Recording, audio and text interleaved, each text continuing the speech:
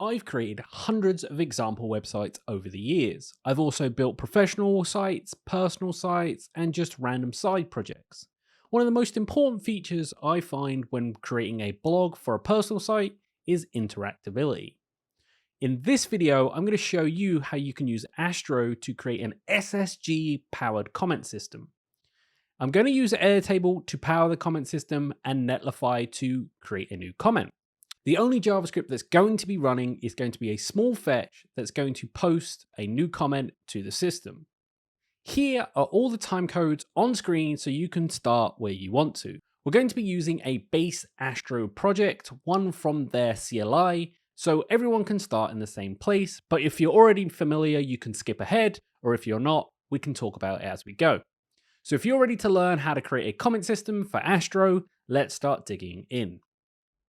So to create a Astro project, all you have to do is run a command. Now, I'm going to be using yarn for this example, but you could use npm if you prefer, or pnpm, whatever you're using to create your projects.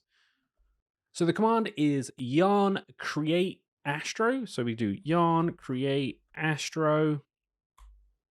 And that's going to resolve all of the Astro projects as well as ask you a few questions. So it's going to ask you, where would you like to create the app?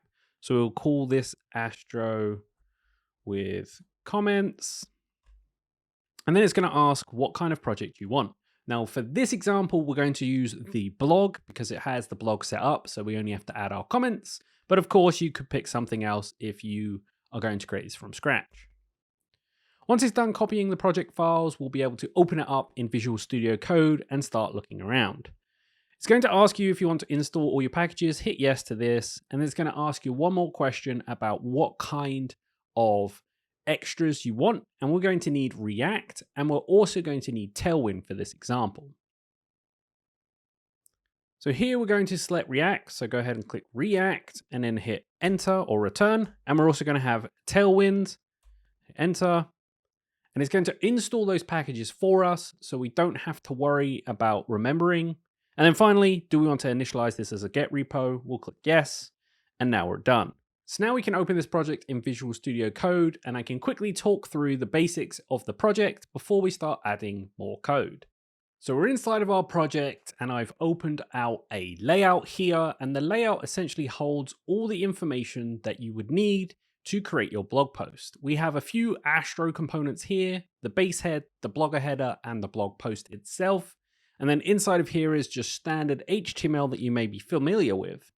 This slot here is where all the information is going to lie. And if you want to learn more about slots, I'll drop some documentation down below, but just know this is how the information gets put into this blog post. And then inside of this blog post, if we open this up, this is where essentially this main section here is where the blog post is going to live. And then here we have an author and the title, the publish date, etc., which come from our properties. Now you're probably wondering how this information is created. First, they have an index.markdown file, which is in pages, posts, index. And inside of that index.astro here, which is found under pages, it lies in here with a way to glob all of the markdown posts in that post directory. And then it just sorts them by date matter. So what does this look like? Well, let's go ahead and run this using yarn dev. And we can take a quick look at what Astro looks like right now. And then we can talk about what we're going to do to add to this project. So here we have our example blog. When you click Hello World, this is what it looks like. And underneath here is where we're going to be adding our comment section. Our comment section is essentially going to have a way to show the user exactly the comments that someone has done from the last time the project was built. Then on top of that, they'll have a form here that they can add a comment, and that will allow them to interact with the community. Now, the reason I say before it was last built is because we're using SSG and we're not going to be dynamically updating this data. Now, there is a reason behind that, and the main reason is it makes it easier for you to decide whether or not you actually want the comments that people are putting. When they put them into Airtable, if this was client side and they were putting junk or spam or, anything that you didn't really want, you could delete it out. And then when you build the project, you won't have to worry. Now, there are many different ways that you can build a project, such as webhooks or any kind of SSG with some sort of revalidation, or you could run this on the client side if you wanted to add client-side code, but we're not going to get into that too much, but we are going to build out the comment system. So let's begin by adding Netlify to this project, and we can go from there. So the first thing we're going to do is add Netlify to the project. So we're going to be using the Netlify CLI, which allows you to run the Netlify platform right from the terminal locally and allow you to use things like Netlify functions, etc. One thing I want to point out before we get started is that Netlify CLI does not work with nodes 17 or 18 locally. What will happen is Netlify will look like it's launched correctly, but it won't be on the correct port, so you'll struggle to find that you can't run your functions, etc. So keep that in mind, that you need to be on node 16, so use something like NVM, or just make sure you're on node 16 at the time of this recording. This may change. There is a GitHub issue. I've dropped it below in case you are interested. Okay, so back to the code. Basically, we're going to use this Netlify dev, and the way to install Netlify CLI is to use npm install netlify CLI-G to add it globally so that you can run it. Go ahead and install that and meet me back in Visual Studio Code where we can start talking about how we're going to use Netlify CLI to power this project. So we're back in our project, and from here we can write Netlify, and that should launch the CLI and give you all the different things that you want to do. And what we want to use here is this init, and this will allow us to create a new site and use it for continuous deployment, as well as be able to essentially use this local dev server and anything else we might need. So to do that, we can just do Netlify init, and that will init our project. And it says, do you want to do this without get repository? Yes, create and deploy a site. We can do that because this is not part of our GitHub project, but if you're using it already in GitHub, you can just click the yes. We're going to put it on my team, and then we'll give it a site name of Astro with comments. And that will give us all of these pieces of information, such as the admin URL, etc., etc. So now we can actually run Netlify dev, and that will run Netlify in dev mode and expose Netlify to us. And as you can see, it's running on port 888, which allows us to essentially use functions as we see fit. So we've killed the server because we're going to add some Netlify specific things in a Netlify TOML file or TOML file, and we're going to add that to the root of our project. Okay, so in our project, go ahead and create a new file and call it netlify.toml. And inside of here, we're just going to give it a few different things. We're going to give it a build option. We're also going to give it a dev option. And then we're also going to give it a functions option. And now the functions is basically going to tell it where we want the Netlify function to run from. The dev is obviously where we want dev to run. And then build is obviously where we want it to build. So we can give it a command here for build, and we'll just say npm run build. And that will be our command for build. And then publish is going to be in the dist folder. Then for dev, we're going to run a command npm run dev. We're going to give it a framework of custom because that's what we need for Astro. Port will be 888. Target, we can give it a port of 3000. And then auto launch, we'll just set to true. Now, some of this here isn't actually required. It will do all of this for us anyway. But I like to be very specific with my TOML files so that I know what's happening. Then for functions, we're going to have a node bundler here. And we're going to set this to ES.build.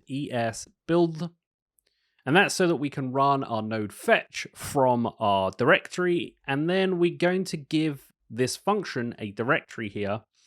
And we're going to give it functions /. So that gives us all of the sort of information that we need for build, dev, and where our functions are going to lie. So instead of putting our functions in this source folder where Astro will try and build them, we're going to put them outside of it. So we can do a new folder here and call it functions. And this functions is going to hold all of the information that we need for adding a comment to Airtable. So now we've got the basics set up for our project. We need to now start working on what is Airtable, how does it work, and then how do we get to what we want to do. So let's look at Airtable and figure out what we want to do with it. So here we are in Airtable. I have logged into my Airtable account, and that's just signing up. And you'd see my first workspace with 0 things here. Right now I have my own comments and form submissions and an example Astro comments, but we're going to create our own here. So when you get to this page, click Add Base, and that will create a new base here. And we're going to give it a name of Comments, and we'll give this table name Comments as well. So we've got Comments, Comments, and then we just need to change all of these to be the correct style. So basically, Airtable is like a giant Excel spreadsheet, which makes it really easy for you to use it as a comment section, because basically you can set this to a name, this to an email, and then this to the comment. And then finally, we need one more piece. So we can rename these fields. We're going to put them all in lowercase. So I'll have name here. Let's rename this one to email. And then what we're going to do is actually edit the field type. So customize field type.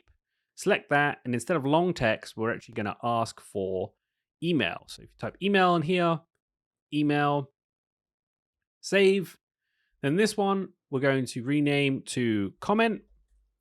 And then inside of that, we'll customize the field type to long text, which basically gives you the ability to do really long form content.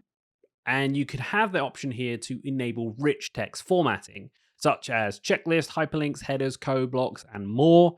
The problem with that is, obviously, it gets treated as HTML, so you would have to do some sanitization, which we're not going to be covering in this tutorial, so we're just going to leave it as long text.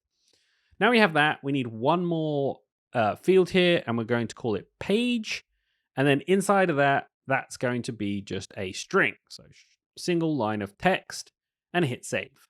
And that's it. So we've got a name here, email, comment, and page. And each one of those is going to be part of our project. So now we have basically what our options is going to look like. The next question is, how do we know how to get the data and where to get it from? So one good thing about Airtable is it does have the ability to essentially see what it would look like if you had something in here and how you update them or grab the data. So what I'm going to do is I'm going to add one here. We'll call it James Perkins. We'll give it an email of contact me at jamesperkins.dev.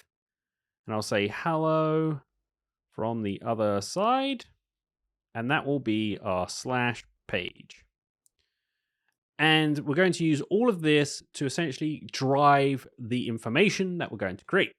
So from there, if you click this help in the top right-hand corner, then at the very bottom, you'll see API documentation. If you click this, what will happen is you'll see here, there's a comments table already here, and that reflects what's here. So if you click the comments table, they'll actually give you every kind of way to grab the data. So if we want to retrieve a record, it tells us exactly what the curl request will look like and how we do that.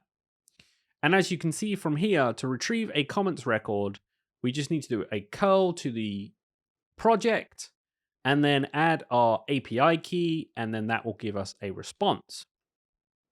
And then the same for comments. If we want to add just one comment, we can click this little button here, and this will give us a single example comment that we're going to use. So outside of that, what we really want to do is actually list the records, because we need every single record to show up and we need all of the details inside. So we're going to be using this list records. And one more thing is this API key. So to retrieve records, we do need the API key. And the way to see what your API key is you click this button here. When you click this button, this API key will be filled out. So fill that API key out and create a .env and put your Airtable key in there. So we're going to call it Airtable_key and then an equals and then your API key. And that will allow us to use it throughout our project to retrieve from either Netlify functions or in a static request before the page is built. go ahead and create that .env, and then we're going to go back to our project and we can start creating our project using this list records here, and then we can start adding more and more information.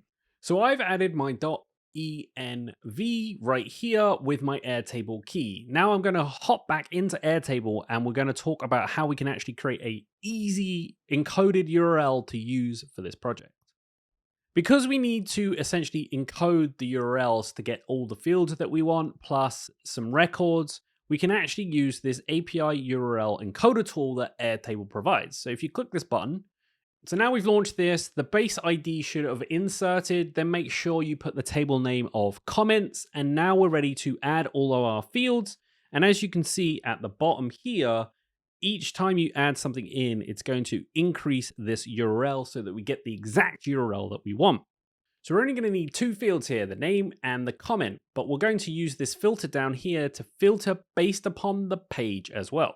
So we can do name and comment, and then we're going to filter based upon the path that they place in here, which we'll get to in a second. But first, let's put the max records at 100. So we only get 100. And we'll leave the page size as it is. So we need to filter by formula. So to do this, we're essentially going to say, hey, we want only the comments for a single page, not all the pages. So we can do that by doing page in a set of curly braces equals, and then whatever the page URL will be in a string. So for now, we can just put something like this, and that will give us essentially what we want, except from right now, it just has percentage this. So in the future, we'll put something in here to make it work, but just know that we're going to update this URL in a second.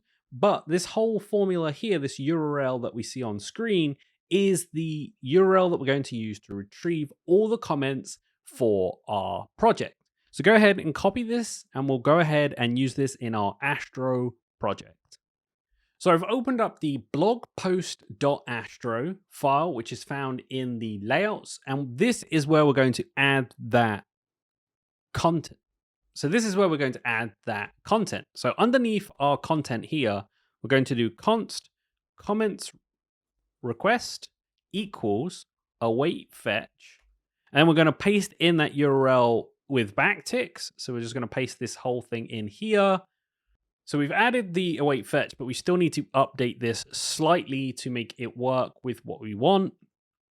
So we need to take the path name from Astro. So to do that, we can do const here and do path name equals astro.canonical URL. And this allows us to essentially grab the path name from the URL, which is provided by Astro. And you can read about all these Astro props in their documentation. But we're going to use this path name here. Then inside of this project, we have these two %22s together. Inside of that, we're going to do $1 here. And then we're going to put in our path name here. But first, we want to make sure it's encoded correctly. So we can do encode URI and wrap it in the path name. Now, this will give us all the comments that we might need. And then we just need to add in our fetch request. So we need to put in the header that we had originally. So we can do headers here. And inside the headers, we need authorization because that's what they require. Remember, we have to add in our API key or our bearer token. So we can do that. And then in backticks, do the word bearer. And the way that Astro does imports is a bit different than maybe if you're used to node projects such as Next.js or React, where you do process.env and then the name. Because they're using Vite here, you're going to do import .meta.env and then the environmental that you gave it. So for us, it's Airtable_key that we imported in the beginning. Then all we need to do is make sure that we have const comments equals await comments request.json. And this will give us all of the comments and then give it to us in a JSON format so we can use it somewhere else.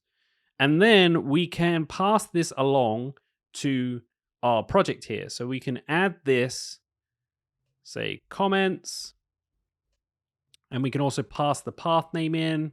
And now our blog post has access to our comments and also the path name. And we are good to go here. Like, we don't need to do any more updates to this part of the project. So we can now move on to this actual blog post here. Right now, if you look at this blog post, you'll see that we're importing these props in from Astro props, but we don't have all of them in there. So we need to add comments and say object. And then we also need path name string.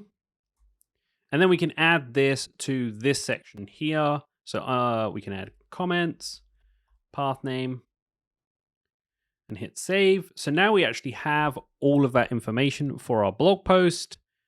And we'll get to why we're using this path name later. So now at this point, our project is ready to create a few React components to handle both the comment section and, of course, adding a new comment. So let's start with the comments because we actually have access to them. So inside of your project under the components, we can create a new file here and we'll call it comments.jsx. So we're inside our comment.js. So we're inside our comments.jsx that we just created. So we need to import React from React. And then just like any React component you've built in the past, you can do export comments equals. And then inside of here, we're going to pass in a destructured comments section. And that's going to come loaded from the previous page. And then inside of that, we'll create our UI. So we can just do a return statement here. And inside of that return, we're going to create our structure first. So div, and then an h4. We'll say checkout, comments, others have left. Then underneath that is where we're going to do our map. So we're going to do comments.records.map. And the records is returned by Airtable, and that's going to contain all of the different records. Then inside of here, we can do comment index. And then inside of this section, we'll have an arrow. And then to make sure, close out our section here. And then inside this, we can do our return again. So inside of our return, we're going to have a div to hold all of the comments. So div. And this div is going to hold both the key and then some styles. And then inside of that, we're going to have another div. And that div is just going to hold on to each part of our comment. And then one more div inside of that to hold the comments themselves. And then finally our div. And then we're going to have a B here for bold, and that's going to hold comment .fields .name. And then underneath that bold div right here, we're going to have a p tag, and that's going to hold the comment.fields.comment. If we hit save for a second, we just make sure that we match all of our divs and they all close together, which they did. And this div also closes this div right here.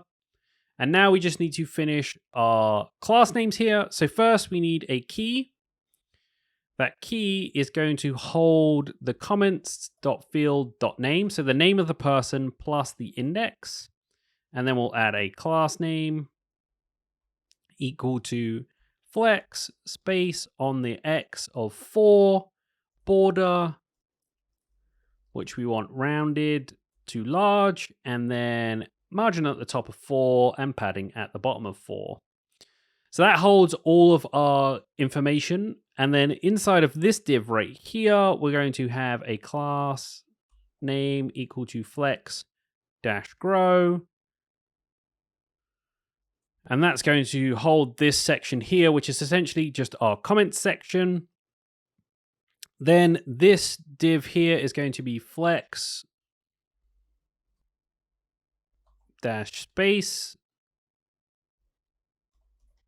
on the X2. And we actually got an additional div that we didn't need. We can delete this div out. like so. So this div is going to close on here. This div is going to close on here. This div is going to close on here. And then we just need one more closing div. Make sure that we're all good. And that is our comments section built out. And now we're ready to actually test this and see if it works. So we need to go back to the blog post.astro component and add in this comment section. And this works just the same as any other import. You'll just do import and then comments and then from and then wherever the comment lived. So it's / and then comments. And that will hold our comment section right here. And then to import it, all we need to do is do it underneath this slot here. So this slot holds the blog post. So we want it underneath that. So we can do comments. And then we need to pass in the comments. So comments equals comments. And then we'll close that out with a self-closing tag and hit save. And now we should be ready to launch and test to see if our comments are coming. So go ahead and run Netlify dev, and that will run Netlify dev and give us access to anything we might need. So we're going to go ahead and click this Hello World button. And as you can see, check out the comments we've left below, but there are no comments. So let's go ahead and just check our comments table. And as you can see, I put page here and it should be posts. So now we've fixed this to be /post/ when we go back here, we should see that comment appear, which should be hello from the other side. And as you can see, hello from the other side. Check out the comments that people have left. Now, if this was a different post and we create another post, no comment would show up. So if we go ahead and go back to our Visual Studio Code here and add another post, let's call this one test.md. And what we'll do is we'll copy everything in here, paste it here and hit save.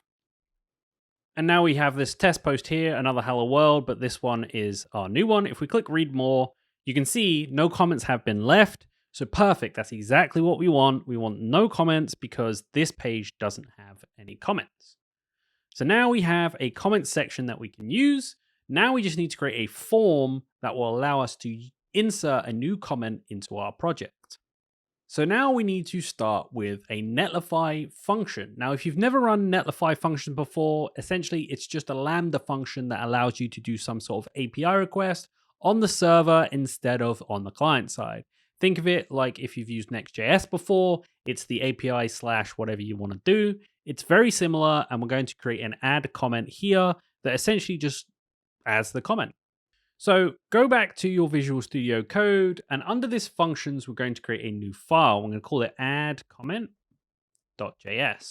And inside of here is where we're going to do our Netlify function. And as you can see, it's already loaded this function ready for us to use, so we can use it wherever we want. So the first thing we need to do is actually kill the server, and we're going to do yarn add node-fetch. So we need to add node fetch to our project to be able to use it. So now that's been installed, we can do import fetch from node fetch. And then we can do export async function, and we'll call this handler. And then we're going to pass in the event. Now the event is essentially what we need to see, whether or not it has a body, etc. So we can do const email, name, comment, and page, and all those match what we need in our Airtable. And we can do json.parse event.body. And we're going to pass those in from the front end. Then we can say if there is no email, no name, no comment, or no page, for some reason, something bad has happened, we can just return status code of 400, and we can just say body error missing data. So now we have that. That's our if statement. Now we can actually make a request. So we can do const request equals await fetch. And then we're going to put the URL in, which is the same as part of our front piece. So if we go back to our layout here, this section here is actually the same. So we can pull that in. So the API with the table and the table name. So we can say await fetch this. And then we're going to do a comma. And then we're going to add headers and method. So we need a method of post because this is a post method. And then we need some headers. And the headers are just going to be authorization. And that will be the same as what we had here, right? So if we go back to layout, it's this. So we can just copy this and drop it in here. And then underneath that, we also need the content type. So we can do content dash type, and we can set that to application / JSON. And then we just need to add the body. So we can say body, and then we can do JSON.stringify. And then we need to pass in fields because that's the name for the property that holds all of those different fields. And then name, comma, email, comma, comment, comma, page. And hit save. And that will give us our body. Now we have this request, we can do if request dot OK. So if the request is OK, return status code of 200. And we'll just add the body as well. And we'll say, okay, technically this is a 201, but we'll just use 200 for this example. And then we can say return status code of 400 if there's an error. And we'll say body error submitting. And that's it. That's our Netlify function completely done. And we can use this in our front end. So now we have this Netlify function that we want to use. We need to create another component here to actually have a form that we can use as a submission. So we'll do a new file here and we'll call it comment form.jsx. And this comment form.jsx is going to hold essentially our form and the state, and then us to be able to submit this. So we're going to import React again, and we're also going to import use state, and those are going to come from React. And then we can say export const comment form equals page. So we're going to pass in the page to this, and that's why we needed it in our paths. This page is essentially going to be used as a way to tell which comment section this belongs to. Then we need to have 3 states here. We need one for the name, one for the comment, and one for the email. So we can do const, and we'll do name, set name is equal to use state, and it will just be an empty string in the beginning. So we can copy this down 3 times. So copy, paste, paste, and we'll change this to email and set email, and this will be comment. And we can set comment. So now we have our 3 use states. We can now do, for now, we'll just have async function handle submit. And we'll pass in E. And then we'll have nothing in here for now. And then underneath that, we'll have our return.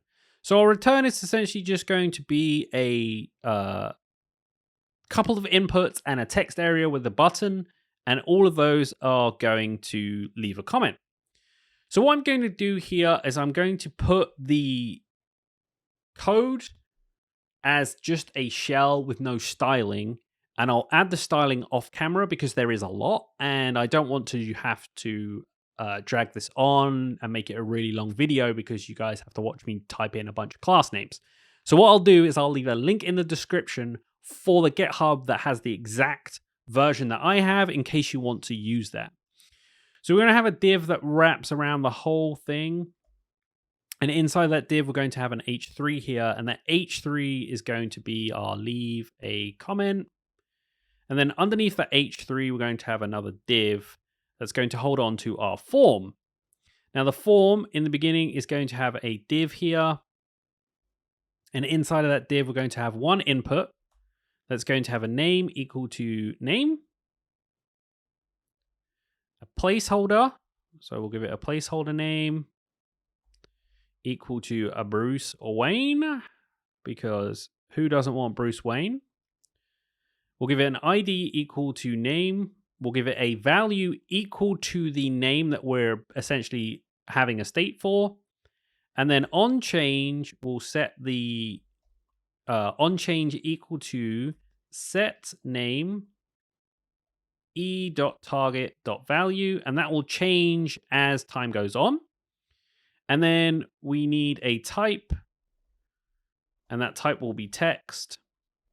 And that's it. And that will be our first input. And let's just go ahead and word wrap this. There we go.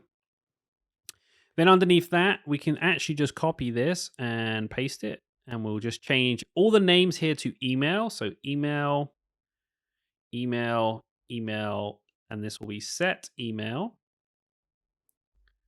And the type will be email. And then the placeholder will be batman@gotham.com. And then finally, we need one more big input here, and that one will be a text area. So we can do text area, and then inside that text area is essentially the same things. So we can copy these down and place them in here. And then the text area name will be comment. And the placeholder will be leave a comment for us. The ID will be comment, the value comment, and the set comment here. And then the type we don't actually need because we're setting the type as text area, and we can hit save. And then underneath this div, but inside the form, we're going to have a button. The type is going to be a submit type. And that's it. That's essentially our form created. Then we just need to do an on submit handler. So we can do on submit equals handle submit. And then we can use this to insert a new comment into our comment section. So inside of your async handler here, you can do e.prevent default. So that'll prevent the default happening. Then we can do const add comment request equals await fetch. So we're just going to use fetch, and we're going to do /.netlify/functions/add comment. And that matches the add comment function we have here. And then we just need to do a comma here and do our object. And we're going to add a method here of post. So method post headers. We're just going to give it the content type. So inside of this, we'll have our headers, and we'll do content dash type application slash JSON. And then underneath our headers, we just need our body. So we can do body, and then we're just going to do JSON.stringify. And inside of here, we're going to pass in the name, the comment, the email, and the page. And remember, the page is being passed in from the above section, which we'll add it to in a second. And then we can basically just add an if statement here and say if add comment request.status does not equal 200. We can do an alert and say, sorry, there was an error. And if there isn't, we can do alert, submission successful, and make sure we write return here so that it falls out of this if.